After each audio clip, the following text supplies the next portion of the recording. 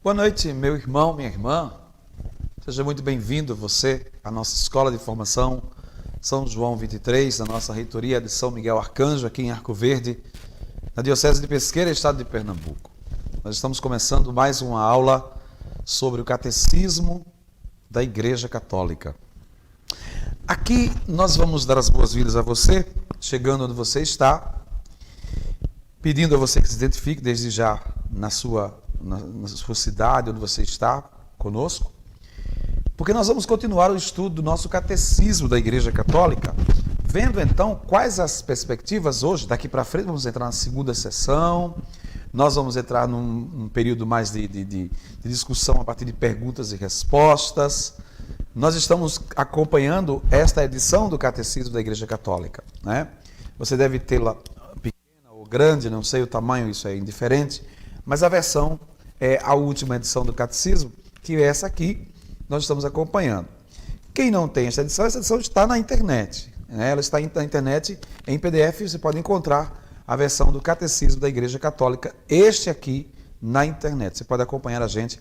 A partir de hoje é importante que você tenha o texto, porque o texto vai lhe ajudar a entender também algumas questões que nós vamos discutindo com o texto em mãos, o que ajuda muito a gente a ir dirimindo algumas questões pertinentes ao catecismo.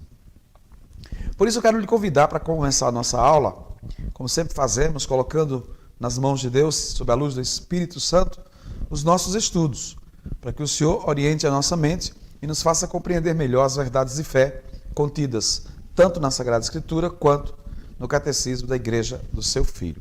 Invoquemos, portanto, o Espírito de Deus sobre nós a partir da invocação da oração própria para este momento. Em nome do Pai, e do Filho, e do Espírito Santo. Amém.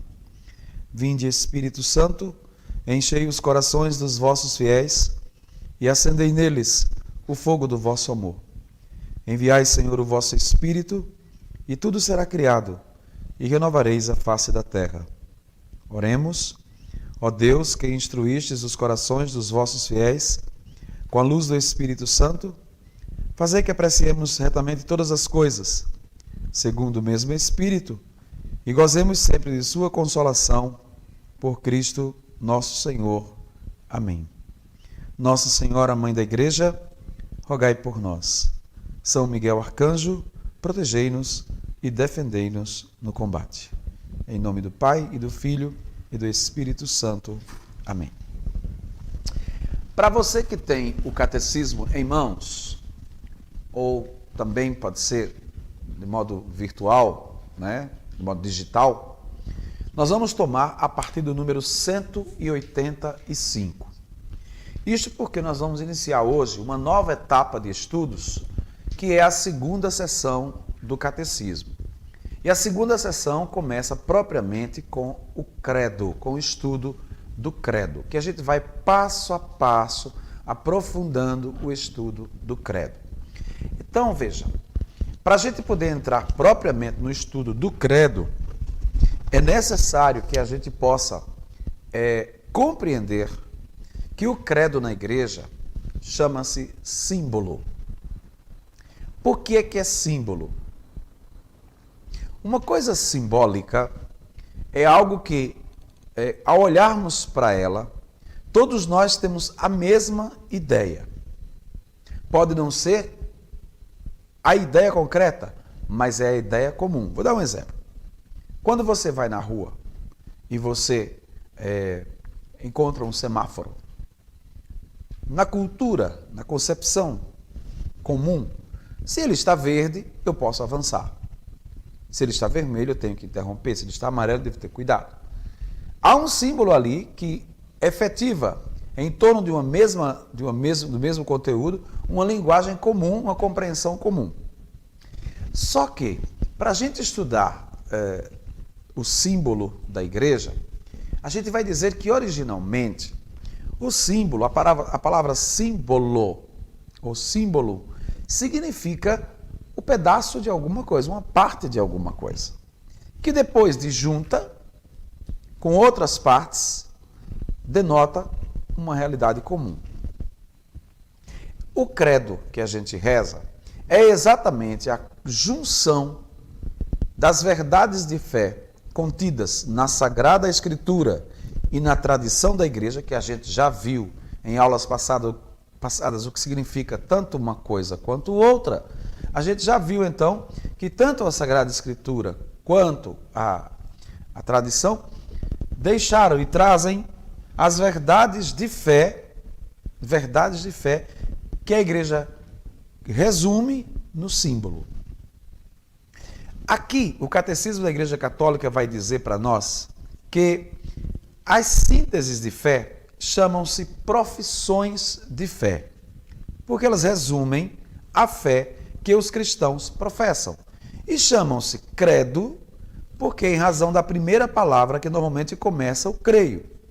Assim, os símbolos da fé tanto são chamados de profissão de fé como o creio, ou ainda popularmente chamados de creio em Deus Pai. Olhando para a origem dos símbolos, nós vamos ver que a igreja teve vários símbolos. Hoje, a igreja professa de modo mais concreto e efetivo 2 símbolos, o apostólico e o niceno-constantinopolitano. Mas, olhando para o nosso catecismo, nós vamos encontrar aqui, no número 190, que o nosso credo está dividido em 3 partes. Uma profissão de fé ao Pai Criador, uma profissão de fé ao Filho Redentor, uma profissão de fé ao Espírito Santificador. 3 pessoas, mas um só Deus. E a igreja vai dizer, esses são os 3 capítulos de nosso selo batismal. Então, para entender essa realidade, embora sejam 3 pessoas, o credo professa a fé em 3 pessoas, mas as 3 pessoas, embora distintas, elas não são separadas, diz o catecismo. Segundo uma comparação usada com frequência pelos padres, as chamamos de artigos, porque da mesma forma que em nossos membros existem certas articulações que os distinguem e os separam, assim também nessa profissão de fé, com acerto e razão, se deu o nome de artigos às verdades em que devemos crer especificamente de forma distinta. Veja bem, as profissões de fé, o conteúdo do credo que nós rezamos, chamam-se artigos. Vou deixar a primeira tarefa de casa para você tentar responder quantos artigos tem o credo apostólico e quantos artigos tem o credo niceno-constantinopolitano. Os 2 credos estão a partir do número 184 do Catecismo. Os 2 textos. Quantos artigos tem o apostólico e quantos artigos tem o niceno-constantinopolitano? Isso é importante para a gente entender que o credo é formado a partir de artigos. Agora, é importante ainda lembrar, como diz o catecismo, que a igreja teve várias profissões de fé ou símbolos ao longo dos tempos. Pegue comigo, por favor, o número 192 e nós vamos ver o seguinte. Esses símbolos foram feitos em resposta às necessidades de diversas épocas. Os símbolos das diferentes igrejas apostólicas e antigas. O símbolo quinquunque, dito de Santo Atanásio. O símbolo, as profissões de fé de alguns concílios, de Toledo, de Latrão, de Lyon, de Trento, ou de alguns papas, como a Fides Damaso, do Profissão de Fé de São Damaso, ou o Credo do Povo de Deus, do Papa Paulo VI, em 1968. São vários credos. Ao longo da história, a igreja foi elaborando várias profissões de fé. O catecismo da Igreja Católica ficou com 2 deles. E são esses 2 símbolos que vão ser estudados nessas nossas aulas a partir do catecismo. Porque eles eram necessários esses símbolos. Todos eles foram necessários, foram. Estão ultrapassados? Não. São inúteis? Não. Porém, a igreja resumiu em 2, diz a igreja, eles os ajudam a viver e a aprofundar hoje a fé de sempre por meio dos diversos resumos que dela têm sido feitos. Numa palavra mais simples, o credo é um resumo de nossa fé. Quando eu digo assim, creio em Deus Pai Todo-Poderoso, Por trás dessa afirmação tem uma série de outras verdades de fé que a gente vai estudar. Creio na Santa Igreja Católica. Creio na comunhão dos santos. Creio na remissão dos pecados. Cada artigo desse tem uma verdade de fé profunda por trás disso. Quando eu digo creio na ressurreição da carne, o que é que eu estou dizendo? Vamos chegar lá. O que é que eu quero afirmar com isso? Quando eu digo creio na ressurreição dos mortos. O que é que a igreja pensa e ensina sobre a ressurreição dos mortos? É ponto para a gente estudar lá na frente, quando chegar nessa parte do credo. Mas só para dizer a você que o credo é formado por esses artigos. E quando eu digo eu creio, eu estou dizendo exatamente do que vimos na aula passada, uma adesão de fé para que o Senhor, é uma adesão de fé livre, para que o Senhor possa nos acolher e nós possamos acolhê-lo em sua proposta. A partir daí, a gente então vai entrar propriamente no capítulo 1. Lembrando a você que nós trabalharemos os dois credos, né? Vamos pegar, antes de entrar no capítulo 1, pegue comigo, por favor, no número 184, ou logo depois, pegue comigo as duas fórmulas, tanto o credo apostólico quanto o credo niceno-constantinopolitano. Eu aqui quero fazer algumas correções e algumas coisas, que às vezes o povo reza o credo sem entender muito o que está dizendo. E por isso troca um pouco as palavras e termina dizendo algumas situações que talvez não sejam as mais convenientes. Vamos fazer primeiro o credo apostólico, aquele que a gente já reza, e você, mas padre, mas rezar o credo, a gente já sabe decorado. Espera um momentinho, para você entender por que é preciso rezar este credo dentro de uma aula, para a gente poder entender, e eu queria que você visse comigo, palavra por palavra, o sentido mais profundo do credo apostólico. Vamos rezar juntos então. Veja, nós temos o credo apostólico. Vamos pegar aqui no catecismo, vou inclusive pegar aqui. Creio em Deus Pai Todo-Poderoso, Criador do céu e da terra, e em Jesus Cristo, seu único Filho, nosso Senhor, que foi concebido pelo poder do Espírito Santo, nasceu da Virgem Maria, padeceu sob Pôncio Pilatos. A primeira coisa que eu faço observação é isso aqui. Sob Pôncio Pilatos. Não sobre. Sobre é alguém que está acima de alguém. Jesus padeceu sob, debaixo do poder de Pôncio Pilatos. A partir da autoridade de Pôncio Pilatos, padeceu sob, S-O-B, sob Pôncio Pilatos. Debaixo do governo de Pôncio Pilatos.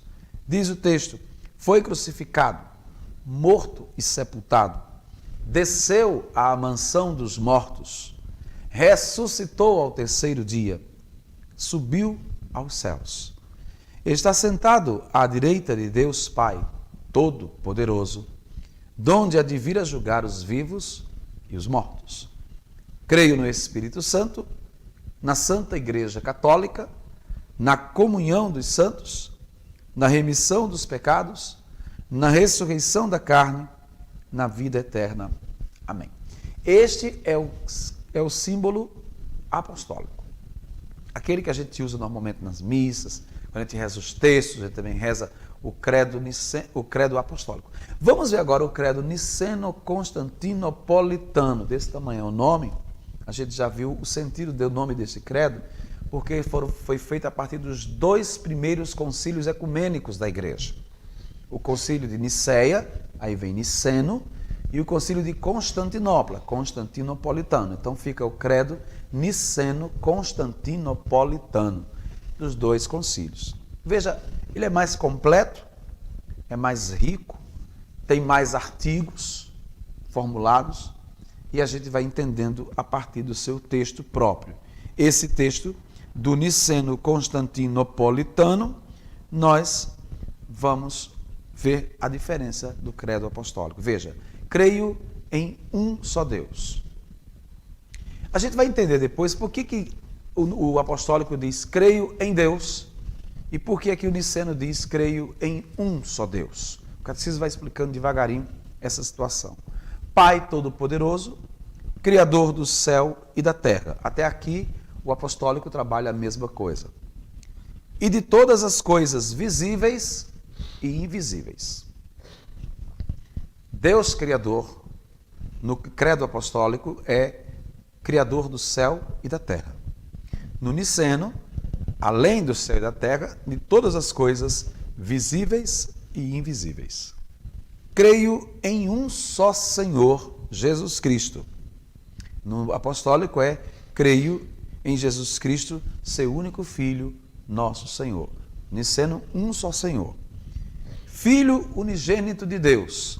Portanto, aí já justifica claramente que Jesus foi Filho único de Deus. Único. Nascido do Pai, antes de todos os séculos. Nós veremos isso mais para frente, que justifica então a existência ou a pré-existência de Jesus antes da encarnação do Verbo. Para a gente não ficar pensando que Jesus só existiu depois que se encarnou no seio da Virgem Maria. Isso vai mexer muito para frente com uma coisa chamada, com uma situação chamada Eucaristia, e vai mexer mais para frente ainda um pouco com essa realidade de Maria na história da salvação a partir da encarnação do Verbo. Se eu considerar que Jesus só existiu a partir da encarnação, eu vou desprezar uma série de realidades, inclusive a dimensão trinitária do Deus com o qual nós cremos. Isso é assunto mais para frente. Pois bem, então, nascido do Pai antes de todos os séculos. Deus de Deus, luz da luz, Deus verdadeiro de Deus verdadeiro. Pode parecer estranha essa afirmação. Deus verdadeiro de Deus verdadeiro. Cada artigo desse é formulado ao longo dos tempos, a partir das chamadas heresias. O que é uma heresia? Uma negação da fé. E a igreja teve que formular artigos na profissão de fé que afirmem categoricamente, de sã consciência, que aquela verdade de fé, de fato, rebate a heresia criada no momento. Então, Deus de Deus, Jesus é Deus de Deus, luz da luz, Deus verdadeiro de Deus verdadeiro. Ou seja, a própria essência de Deus. E nós vamos entender isso mais para frente do catecismo, quando a gente começar a fazer a ligação da imagem que se tem de Deus com a ligação da imagem que se tem de Jesus. Ainda hoje há muita gente confundindo as coisas e por isso tem uma cristologia distorcida e uma teologia mais ainda distorcida. Porque concebem a Deus como um espírito apenas e concebem Jesus como filho de um pai que não é espírito. Isso é meio confuso, mas eu chego lá depois, quando a gente for tratar a questão do credo mais para frente nessa proposição, nesses artigos. Gerado, não criado. Por que o credo faz questão de dizer que Jesus foi gerado, não criado? A criação parte do nada, normalmente de algo que não existe. Jesus não foi criado, inventado. Jesus foi gerado. Estava presente no seio da Trindade e, como diz São Paulo aos Gálatas, quando Deus achou que era bom, São Paulo chama isso de na plenitude dos tempos, quando Deus achou que era bom, enviou seu filho, nascido de uma mulher. Então o que acontece? A partir daí, nós vamos entender uma coisa muito simples. Jesus foi gerado, não criado. Gerado, não criado. E aí o credo diz, consubstancial ao Pai. A mesma substância. A divindade de Jesus expressa nesse pequeno artigo. Ele é tão Deus quanto o Pai. Por ele todas as coisas foram feitas.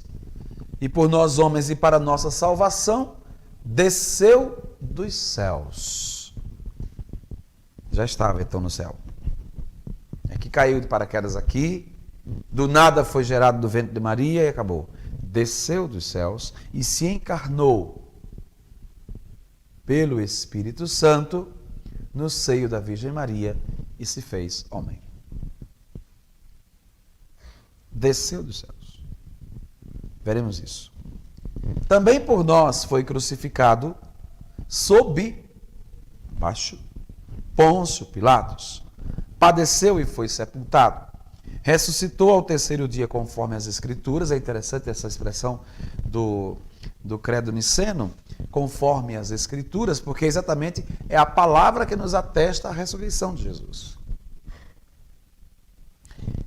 E isso é interessante, porque a ressurreição de Jesus é um fato histórico importante que foi respaldado pela palavra na qual nós acreditamos. Subiu aos céus, onde está sentado à direita do Pai, e de novo há de vir em sua glória para julgar os vivos e os mortos, e o seu reino não terá fim. A igreja jamais vai se acabar. Suba, desça, tempestades, situações, como diz a canção do Padre Zezinho, tempestades e procelas, turbulências no caminho, ventos fortes e contrários, nada disso me desvia. Tenho a paz, louvado seja, tenho a paz que vem da luz, tenho as preces da igreja e tenho a força de Jesus. Bonita essa canção que fala exatamente disso. O seu reino não terá fim. Não terá fim. E agora me chega a ideia, agora eu me lembrei disso, de compor um disco, de fazer um disco a partir desses artigos de fé. Imagine fazer uma canção com o título O Seu Reino Não Terá Fim. Deus de Deus, Luz da Luz. Canções que podem surgir a partir desses títulos. Vamos pensar direitinho na possibilidade de fazermos o povo cantar o credo. Vamos pensar nisso depois. Daí vem, creio no Espírito Santo, Senhor que dá a vida. Toda a vida é dada pelo Espírito. É dada pelo Espírito. O verbo de Deus foi concebido em Maria pelo Espírito. A vida veio pelo Espírito, o Senhor da vida. E procede do Pai e do Filho. Com o Pai e o Filho é adorado e glorificado, ele que falou pelos profetas. E aí vem a profissão, creio na igreja una, santa, católica e apostólica. Professo um só batismo, não há outros, para a remissão dos pecados, e espero a ressurreição dos mortos e a vida do mundo que há de vir, que é o céu. É o céu. Veja que riqueza tem os dois credos. Agora existem muitos mitos em cima disso. Preste atenção nisso, por favor. O povo tem uma história de dizer que o credo é uma oração poderosa. Tem uma história de dizer que se rezar o credo espanta não sei o quê.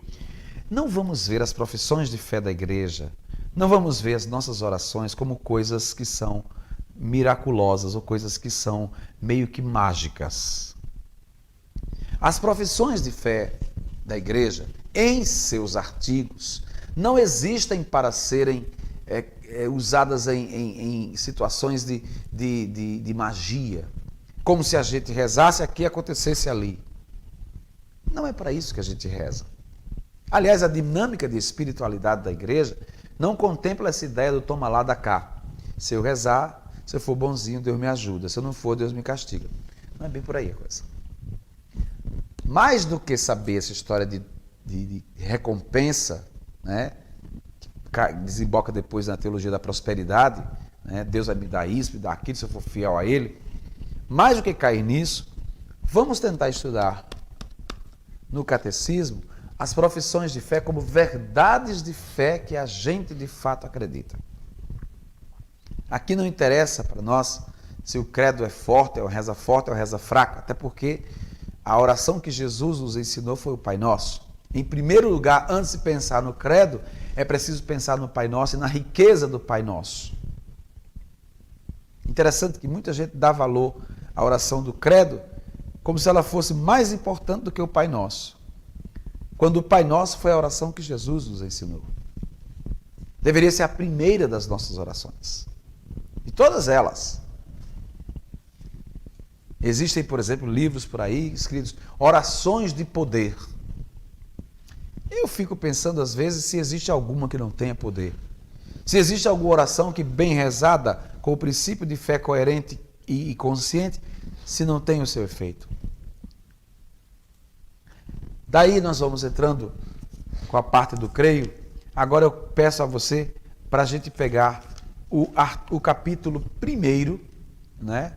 O capítulo 1, tendo falado então sobre os credos, eu queria que você pegasse comigo o capítulo 1, a partir do número 198.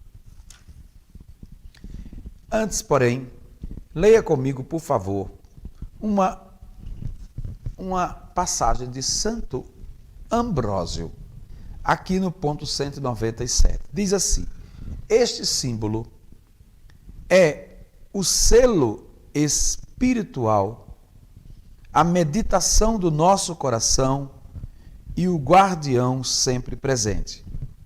Ele é, seguramente, o tesouro que guardamos em nossa alma. E o 197 vai dizer: recitar com fé o credo, entrar em comunhão com Deus Pai, Filho e Espírito Santo, é entrar em comunhão com a igreja inteira, que nos transmite a fé na qual nós cremos. Pronto. Este é o sentido do credo, na nossa vida. Não tenha o credo como oração mágica, como uma coisa que vai espantar não sei o quê. Isso é perigoso, porque isso desvirtua a espiritualidade. Deixa a gente com a religião meio que de misticismo, meio de crendice, né? Voltada mais para uma crendice do que para a fé, que a gente já viu, inclusive, nas aulas passadas, o que vem a ser de fato a fé. Deixa a religião da gente meio que na crendice. Faça isso que vai acontecer isso. Passe adiante. Ou não é verdade que a gente encontra tantas correntes de oração hoje nas redes sociais, de gente que manda para a gente as correntes, e nessas correntes tem a história de dizer: passe para 10 pessoas que você vai ver o que acontece na sua vida. Bobagem pura. Bobagem pura. Passe adiante que você vai ver o que acontece na sua vida. Bobagem pura. Então nós vamos pegar o capítulo 1, a partir do número 198, que é a expressão creio em Deus Pai. Que é o primeiro artigo que a gente coloca no credo, né? A gente vai rezar, a nossa primeira profissão é em Deus Pai. Por quê? Você pode dizer: não, porque Deus sendo Pai, Filho e Espírito Santo, a ordem seria creio em Deus Pai. Por que é que a gente diz creio em Deus Pai? Vamos para cá.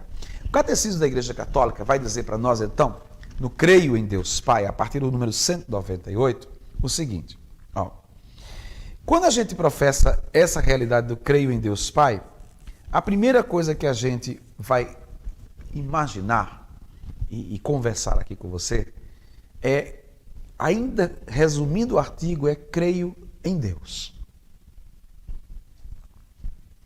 Aí entra, meu irmão, minha irmã, uma dificuldade grande que muita gente expressa dessa forma.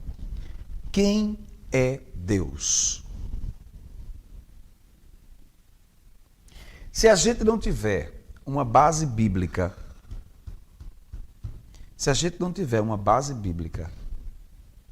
a gente tem mais dificuldade de responder a isto. Até porque a gente não chega a ter palavras suficientes para descrever quem é Deus. Não tem. Porém, a Sagrada Escritura ajuda a gente a ir compreendendo, a partir do mistério da revelação, de que maneira a gente pode conceber a Deus hoje. Posso fazer uma pergunta a você, então, agora? Qual é a sua ideia de Deus? Como é que você o imagina? Daquele jeito das crianças, um velho barbudo com um cajado na mão, lá em cima, etc. Como é que você imagina Deus? Uma luz apenas? Veja, o Catecismo vai dizer uma coisa bonita desta forma: creio em Deus. É a primeira afirmação da profissão de fé e a mais fundamental. o símbolo, que é o credo, eu estou no número 199, inteiro fala de Deus, e se também fala do homem e do mundo, o faz pela relação que ele tem em Deus. Os artigos do credo dependem todos do primeiro. Da mesma forma como os mandamentos explicitam o primeiro deles.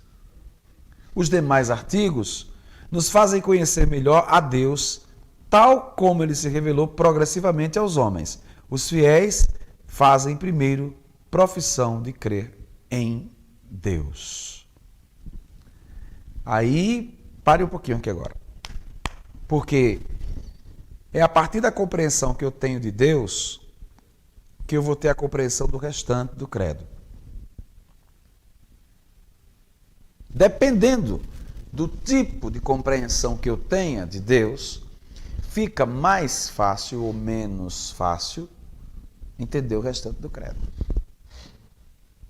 Aí é preciso conceber essa ideia. Por isso, o catecismo vai ajudar a gente a entender quem é Deus a partir do ponto 200, número 200, quando diz, creio em um só Deus. Aí vamos remeter ao Antigo Testamento. Vamos para cá. Para essa metade de Bíblia, que é o Antigo Testamento, né? E aí, a gente vai falar de uma coisa chamada aliança. Aliança. Grave bem esse nome. A aliança de Deus com o seu povo. Se a gente for ler no Antigo Testamento, as experiências que o povo teve de Deus foram experiências dolorosas, mas também foram experiências muito gratificantes. O catecismo vai dizer que o símbolo começa, creio em um só Deus. É o símbolo do ensino constantinopolitano, o segundo que a gente leu e professou aqui. Aí vem, inicialmente, a questão de que Deus é único e só existe um Deus. Aquela questão do Shema. Shema Israel, Adonai Eloheinu, Adonai Echad. Ou seja, escuta Israel, só existe um Deus, o seu Deus é único, não há outro. Não existe outro Deus. A gente vai encontrar isso ao povo de Israel no livro do Deuteronômio, no capítulo 6. O famoso Shema. Shema Israel, escuta Israel, o Senhor é o teu único Deus. Qual é o problema hoje que está acontecendo? É que o mundo hoje oferece vários outros deuses diferentes.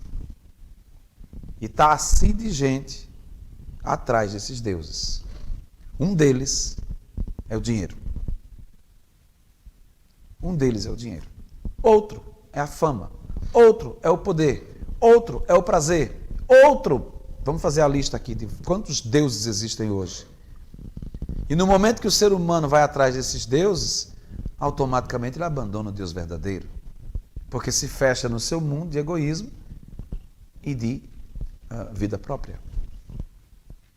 Qual é a dificuldade de compreender a pessoa de Deus? Também passa pela ideia de que se não concebo a Deus como Ele é, outros deuses ocupam o seu lugar. Creio em um só Deus. Diz o catecismo, a fé cristã confessa que há um só Deus por natureza, por substância e por essência. Dizia o catecismo romano para nós. Um único Deus. E aí começa a colocar vários deuses no lugar de Deus e é complicado. Claro que é complicado. Vai ficando cada dia mais complicado, porque o ser humano... Quando a gente diz assim, o povo está se afastando de Deus. Não é que está se afastando de Deus, está trocando Deus por outros deuses. No dia que as pessoas reconhecerem a Deus como Deus verdadeiro, muita coisa muda. Muita coisa muda. E é aí que está a questão, ligada a isto. Há uma inversão de valores.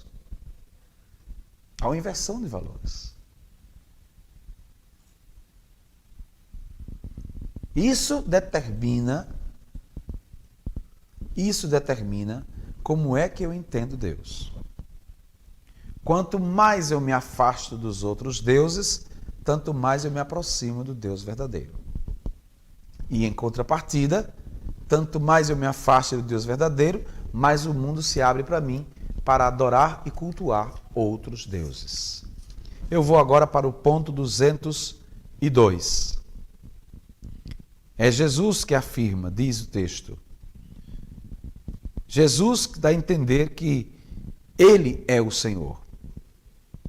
Por isso, a identificação de Deus mais tarde, por conta da encarnação, vai se dar por Deus, como Deus no meio de nós. Pegue comigo, por favor, esta citação que está ao número do Concílio de Latrão, ainda no número 202, que diz assim: nós cremos firmemente e afirmamos simplesmente que há um só Deus verdadeiro, eterno, imenso, imutável, incompreensível, todo-poderoso e inefável, Pai, Filho e Espírito Santo, 3 pessoas, mas uma essência, uma substância, isto é, uma natureza totalmente única. Os 3 são Deus. Olha os adjetivos que foram dados pelo Concílio de Latrão. Deus é eterno, imenso, imutável, incompreensível, todo-poderoso e inefável. Por causa desses adjetivos que foram dados pelo Concílio de Latrão, é que há uma incapacidade do ser humano de alcançar a compreensão do mistério de Deus em sua vida. Até porque, de modo muito claro e muito expressivo, se pode dizer que o ser humano jamais conseguirá entender Deus no seu todo. Deixaria Deus de ser Deus a partir desta ideia de que o ser humano estaria comandando o próprio conceito de Deus por inteiro.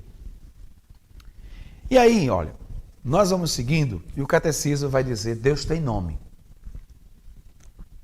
E revela este nome. Aqui eu quero lembrar uma coisa muito importante na Sagrada Escritura para a gente poder entender este ponto 203. O nome para a Bíblia tem um significado muito importante.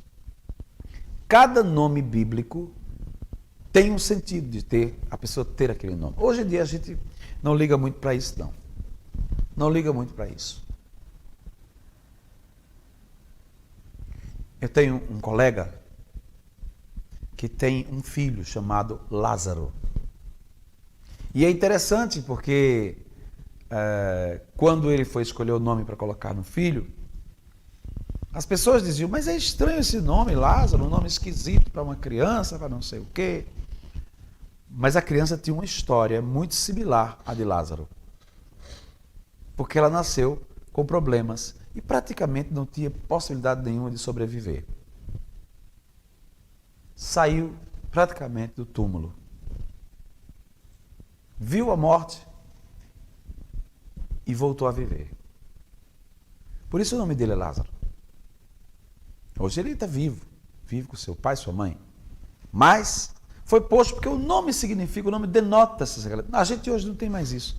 É cada nome esquisito que colocam nas crianças hoje, que não tem muito a ver com a sua história e a sua realidade. Mas, voltando ao catecismo da igreja, quando Deus revela o seu nome, ele se dá a conhecer. Quando você vai conhecer uma pessoa, a primeira coisa que você quer saber é o nome dela. Ou não é assim? Ou fica chamando a pessoa de baixinha, de altinha, de magrinha, de branco, de preto, não sei de quê. Não. Quando você conhece uma pessoa, a primeira providência, tanto de um lado quanto do outro, é saber o nome. O nome. Porque é a partir do nome que a pessoa se identifica. E o catecismo diz: Deus revela o seu nome. Ele não é uma força anônima. Que aí tem uma história de energia, de força cósmica, de não sei o quê. Tem uma energia positiva. Nada disso. Para nós, Deus não é energia positiva. O pessoal mais famoso de televisão, artistas, costumam usar a expressão de Deus como uma energia positiva, uma coisa que flui, uma coisa que é... Para nós não é nada disso. Deus tem nome. E mais tarde vai se tornar pessoa. Quando ele dá o seu nome a conhecer, diz o catecismo, desvendar o próprio nome é se dar a conhecer aos outros. Digo quem eu sou para você me conhecer. É tão bonito isso que na Igreja Católica, quando a cerimônia do batismo começa, a primeira coisa que o padre pergunta aos pais, a primeira pergunta que ele faz é esta: que nome vocês escolheram para esta criança? Porque é a partir da experiência do nome que se dá a conhecer, diz o catecismo. E é, de certo modo, entregar-se a si mesmo, tornando-se acessível, capaz de ser conhecido mais intimamente e de ser chamado pessoalmente. Pronto. Deus, quando dá o seu nome, é no intuito também de se fazer conhecido. E aí, o catecismo vai dizer, falar das teofanias, a partir da sarça ardente, da aliança, etc, etc, etc. E no número 205, vai falar sobre o nome de Deus. Tomando como base o livro do Êxodo, no capítulo 3.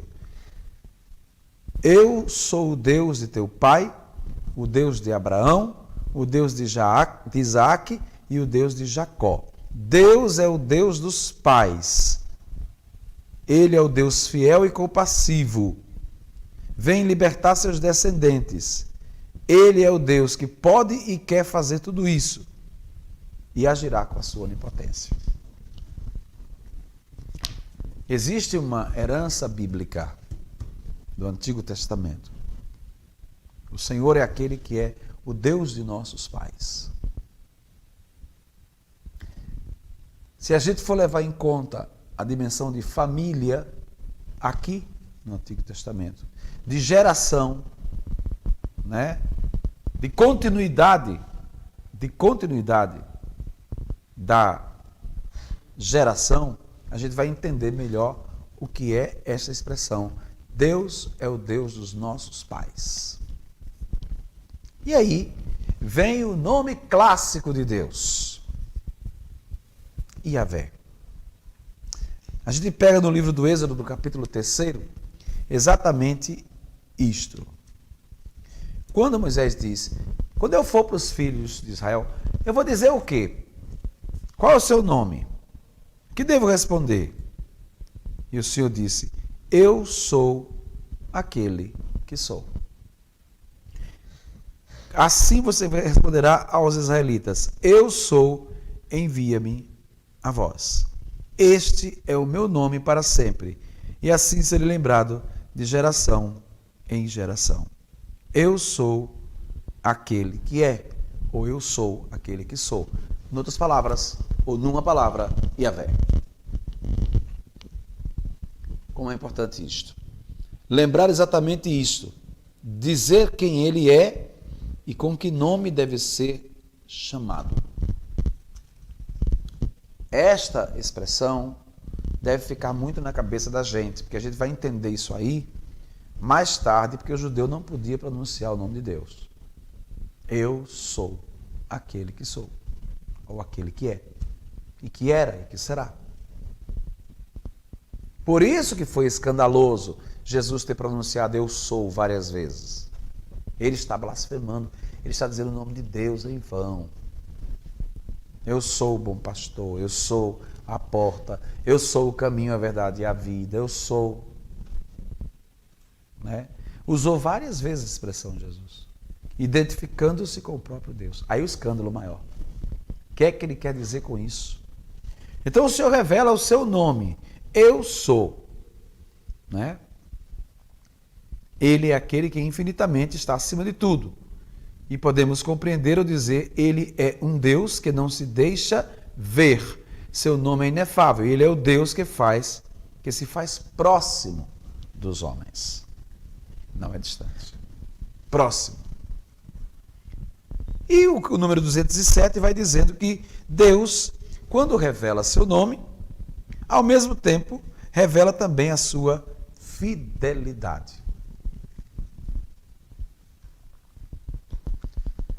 Isso mexe com a questão da aliança, né?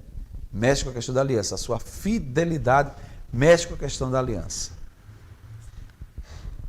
O catecismo vai seguindo em frente, falando sobre a presença atraente e misteriosa de Deus, para que o homem descubra a sua pequenez. Quem somos nós diante dele? Menores que um grão de areia. A onipotência de Deus expressa no nosso catecismo de modo tão bonito. Diante da sarça ardente, Moisés ficou extasiado para exclamar a grandeza de Deus. Diante da glória de Deus, 3 vezes santo, Isaías vai dizer: ai de mim, eu estou perdido, sou um homem de lábios impuros. São Pedro vai dizer na tempestade: Senhor, afasta de mim, porque eu sou um pecador. O Senhor é infinitamente grande, eu sou um pecador. Há sinais disso aí, há sinais dessa realidade. Deus é santo, pode perdoar o homem que se descobre pecador diante dele. E o Senhor vai dizer no livro do profeta Oséias: eu não me deixarei levar pelo calor de minha ira. Eu sou Deus, não um ser homem, sou o santo no meio de ti. Bela passagem. Isso desmistifica muito a ideia do Deus carrasco, do Deus que castiga. É castigo de Deus. Muita gente ainda usa isso hoje, né? De vez em quando o pessoal está por aí. Só pode ser castigo de Deus ou uma coisa dessa. A Sagrada Escritura tem outra visão nesse sentido. E aí vem a história, vem uma coisa muito bonita aqui do catecismo e importante para a gente entender. Peguem comigo, por favor, o número 209. Por respeito à santidade de Deus, o povo de Israel não pronuncia o seu nome. Na leitura da Sagrada Escritura, o nome revelado é substituído pelo título divino de Senhor. Adonai, em grego, Adonai e em grego, Kyrios. É com este título que será aclamada a divindade de Jesus. Jesus é o Senhor. Adonai e Kyrios. A gente canta muito na missa o Kyrie, que é uma forma do latim para o Kyrie eleison. Senhor, tende piedade. Chamar a Jesus, então, chamar a Deus de Senhor. Os judeus, então, usavam isso, para não usar o nome de Deus em vão, fazendo jus ao segundo mandamento da lei de Deus. E aí, o catecismo vai dispondo que Deus é aquele que é de ternura e de compaixão. Isso é tão importante para a gente, é tão importante para a nossa espiritualidade, alimentar a compreensão de que Deus não é um Deus de castigos, vingativo. É um Deus justo, isso sim, mas não vingativo. Para a gente não ficar pensando que as coisas erradas, isso é Deus que está fazendo, está castigando a gente para isso. As coisas erradas são consequências de atos humanos. É o que o ser humano planta e busca. A partir daí, então a gente vai, indo adiante um pouco do catecismo, a gente vai falando sobre que somente Deus é. Eu estou no ponto 212. Por que o catecismo afirma exatamente que somente Deus é? Ser é próprio da existência humana. Somente Deus é. 212 diz assim: ao longo dos séculos, a fé de Israel pôde desenvolver e aprofundar as riquezas contidas na revelação do nome divino. Deus é único e fora dele não há deuses. Isso é bíblico, né? Veja bem, eu falei agora há pouco dos deuses que existem na nossa época. Mas isso é bíblico. Deus é único, não há deuses fora dele. Ele transcende o mundo e a história. Foi ele quem fez o céu e a terra. Eles perecerão, mas tu permaneces. E todos ficarão gastos como um vestido, como uma roupa. E tu os mudas e serão mudados. Mas tu continuas o mesmo, e teus anos não têm fim, diz o Salmo 102. Então Deus é aquele que é. Eu acho interessante quando, no fim do ano, o povo, no dia 25 de dezembro, o povo costuma fazer o aniversário de Jesus. Acho tão engraçado isso, porque fazer o aniversário de Jesus significa limitá-lo à dimensão humana apenas. 25 de dezembro é o aniversário de Jesus. É como se Jesus tivesse 2020 anos apenas. Não. A gente vai aprofundando isso no mistério da encarnação mais tarde. Mas Deus é aquele que é desde sempre para sempre. Imutável. E aí, o catecismo segue no número 213, dizendo que a revelação do nome de Deus contém a verdade de que só Deus é. Eu sou aquele que sou. Foi nesse sentido que a tradução da Bíblia dos 70 e na continuidade deles a tradição da igreja compreenderam o nome divino. Deus é a plenitude do ser e de toda a perfeição, sem origem e sem fim. Eu me lembro que uma criança me perguntou isto. Quem criou Deus? Quem foi que criou Deus? Deus não tem origem nem fim. É Deus. Outra perguntou quem é o Pai de Deus. Deus não tem origem nem fim. Ele é o próprio Deus. E aí nós vamos encaminhando para o ponto 214. Deus é aquele que é verdade e amor. As duas palavras estão muito ligadas à Escritura. Verdade e amor. Veritas et caritas. E aí? Jesus vai dizer, eu sou o caminho, a verdade e a vida. E São João vai dizer, Deus é amor. Por isso o catecismo vai afirmar exatamente desses dois termos que exprimem em síntese as riquezas do nome divino de Deus. Em todas as suas obras, Deus mostra a sua benevolência, a sua bondade, a sua graça, o seu amor, mas também a sua confiabilidade, a sua constância, a sua fidelidade e a sua verdade. Ele é a verdade, pois Deus é luz e nele não há trevas. E ele é o amor, como ensina o apóstolo São João. Nele não há trevas, ele é luz. Não há engodo, não há enrolação. Por isso que quem tenta fazer uma religião de enrolação, de engodo, sempre se dá mal, porque em Deus a claridade é permanente. Tudo que é posto sob a luz, vamos fazer um exercício disso? Tire a luz, por favor. Só para a gente entender o que significa isso. Olha, estamos em meio às trevas. Não é que faltou energia, estamos em meio às trevas. Há uma luz que brilha nesta mesa, iluminando a palavra de Deus. E é por ela que a gente tem esse princípio, para entender agora que Deus é luz. Sem Deus caminhamos assim. Este mundo estava escuro e Deus mandou a sua luz. Essa luz era seu Filho e o seu nome é Jesus. Com Deus a gente caminha desta forma, no clarão da luz. Tudo vem às claras. No escuro você não estava enxergando muita coisa aqui. Agora enxerga várias coisas. Essa é uma dinâmica interessante. Portanto, quem caminha com Deus há de caminhar na luz. Se caminhar nas trevas, tropeça. Eu lembro aqui uma música bonita do Padre Zezinho, que vai dizer exatamente assim. Veja comigo aqui, ó. Jesus é luz, brilhante luz do céu. Jesus é paz, inquieta e doce paz de Deus.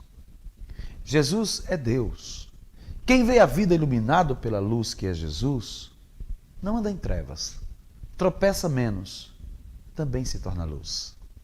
Por isso eu pus a minha luz na luz imensa de Jesus. Por isso eu pus a minha paz na paz imensa de Jesus. E depois disso, eu já não temerei. Não temerei a escuridão, porque Jesus é a minha luz. Verdade e amor, diz o catecismo. Deus é a verdade. Senhor Deus, Tu és o Deus. Tuas palavras são verdadeiras. O segundo livro de Samuel vai falar para nós isso aqui. E aí, Deus é amor. Deus é verdade e Deus é amor. Assim vai expressar o catecismo a partir do número 218, mostrando que São João vai mais longe quando afirma que Deus é amor e o próprio ser de Deus é amor. Ao enviar na plenitude dos tempos seu Filho único e o Espírito de amor, Deus revela seu segredo mais íntimo. Ele mesmo é eternamente troca, intercâmbio de amor, Pai, Filho e Espírito Santo, e nos destinou a participar deste intercâmbio. Nós fomos feitos para o amor. É incrível isto.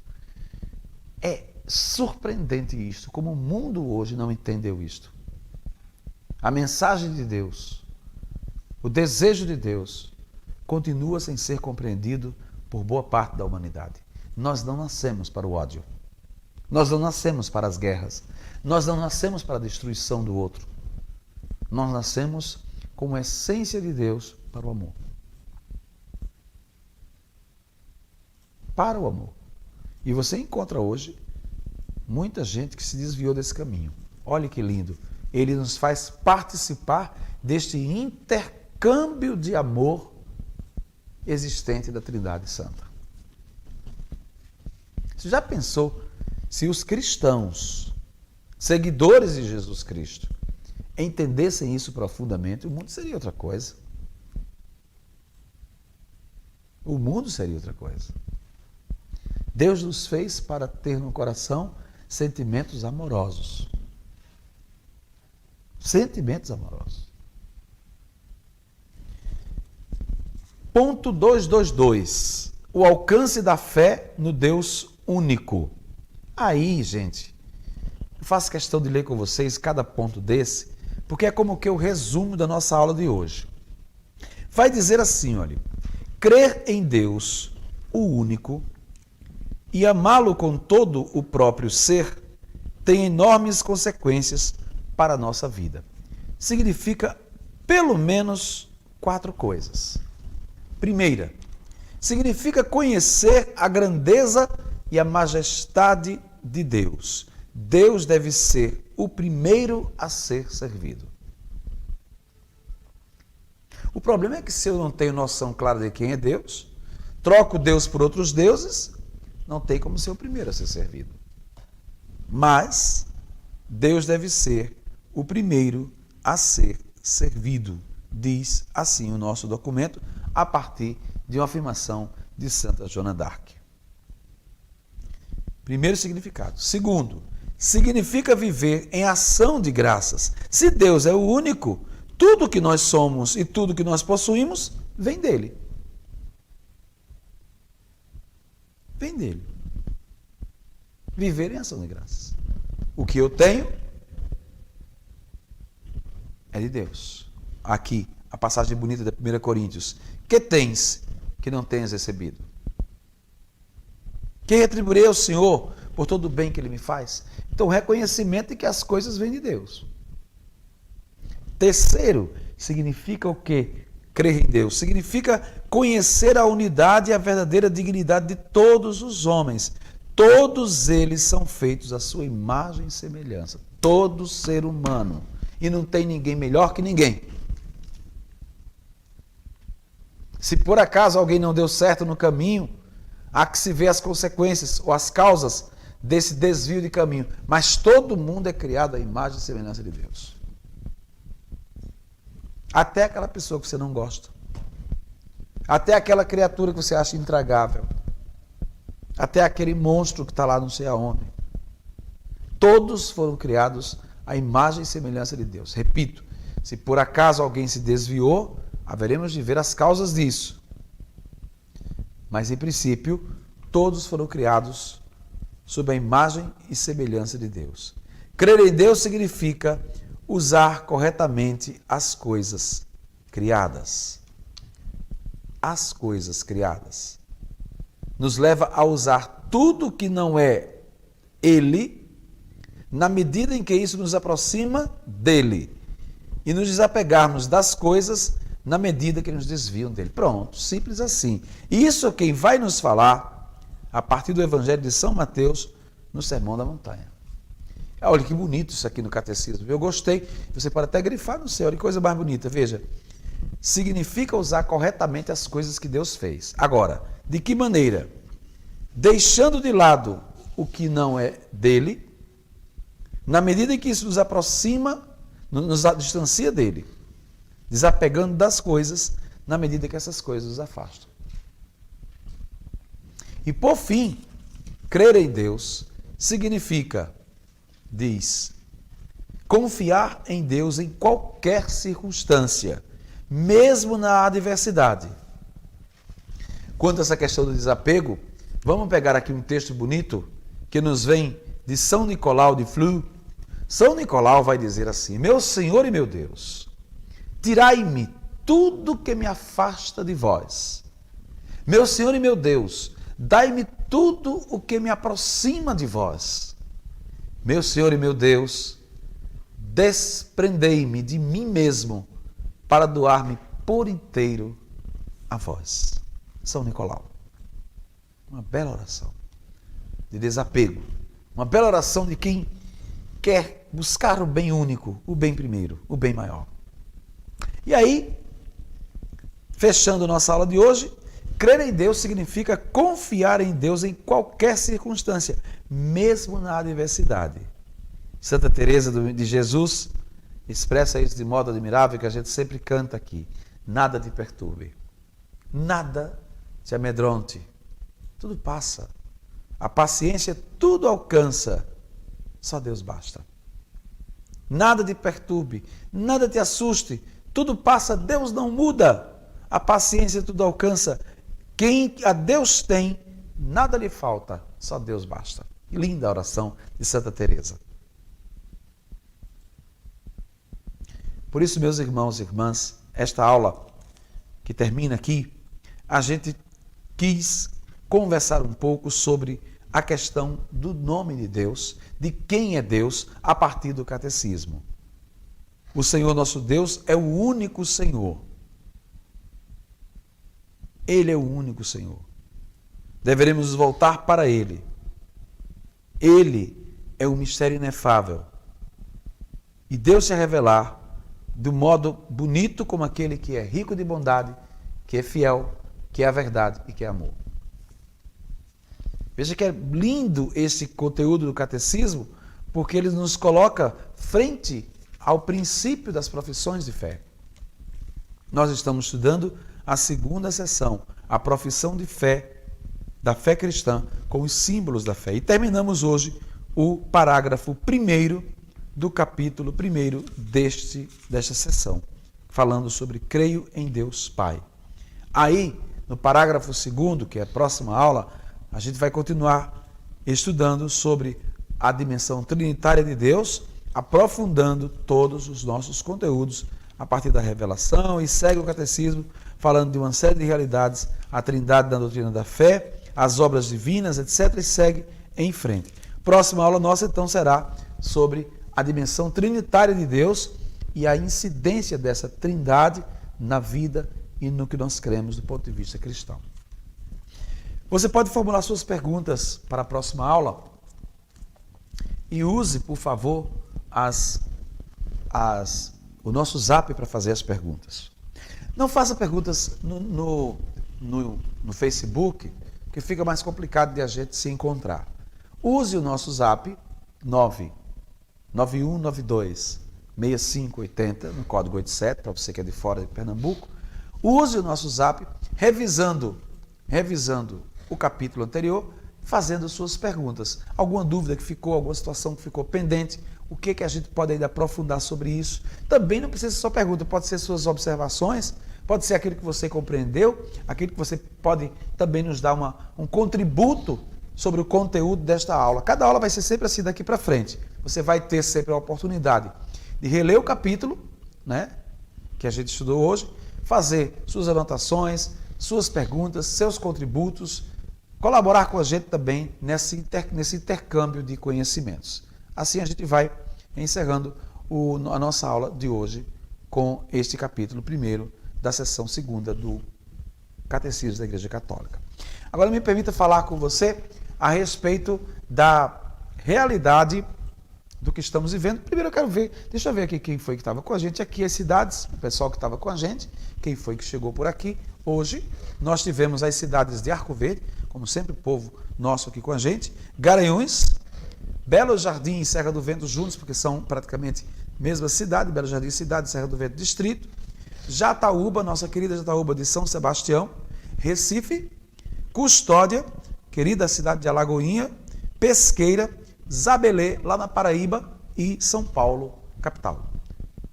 Olha, eu agradeço a vocês muito pela presença de vocês nesta aula e vamos receber os seus contributos para as próximas aulas, né? Queremos aqui expressar e colocar o seu contributo aqui para que você possa ajudar a gente não somente a discutir o assunto a partir de perguntas e respostas, mas também ajudar a gente a criar, a formular os conteúdos a partir do testemunho, a partir do que você entendeu, daquilo que você pode nos ajudar colaborando com seus inscritos também para as nossas aulas, tá bom? Nós vamos ficando por aqui. Amanhã, quinta-feira, a gente tem a missa às 7 horas da noite e dentro da missa a quaresma de São Miguel Arcanjo, no seu 11º dia. Amanhã nós começamos a quaresma dia 15 de agosto e vamos até o dia 29 de setembro. Você que adquiriu a capelinha de São Miguel, muitas pessoas adquiriram a capelinha de São Miguel, nós colocamos o seu nome no livro dos devotos e devotas de São Miguel. Você que não adquiriu ainda, a capelinha está sendo disponibilizada para vocês para a questão da festa. A festa de São Miguel vai ser de 1 a 4 de outubro.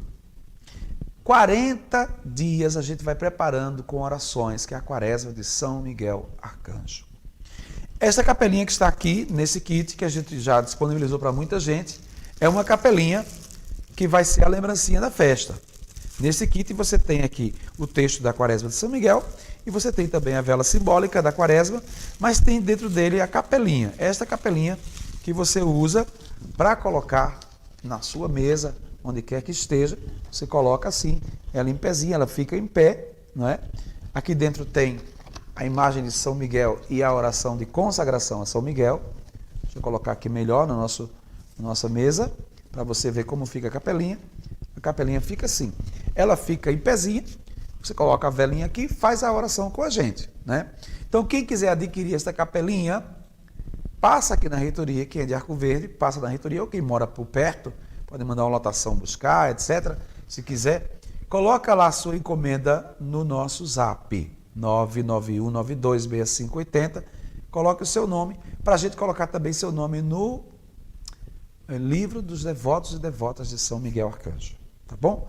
Você pode mandar buscar aqui durante o dia, ou no domingo, das 9 ao meio-dia e das 15 às 17 horas.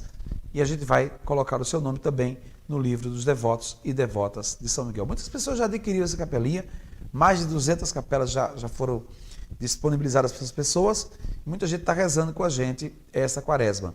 A quaresma é rezada nas segundas, quartas, sextas e sábados às 3h30 da tarde, terças e quintas às 7 horas da noite na Santa Missa, em nossos canais do YouTube e no Facebook, tá bom? Então, eu fico por aqui, a nossa aula volta sábado que vem, vamos ter aula às 5 horas da tarde sobre o Diretório de Catequese para os catequistas, e eu volto com esta aula aqui na segunda-feira à noite, como a gente sempre faz, segundas e quartas-feiras, o estudo sobre o Catecismo da Igreja Católica. Peço a bênção de Deus para a sua casa, invoco a bênção do Senhor para a sua família, para todos nós, especialmente neste tempo de pandemia, que venha sobre você sobre sua família, sobre sua casa, pela intercessão de São Miguel Arcanjo, nosso padroeiro, a bênção do Deus Todo-Poderoso, o Pai e o Filho e o Espírito Santo. Amém. Uma boa noite a todos. Fiquem com Deus.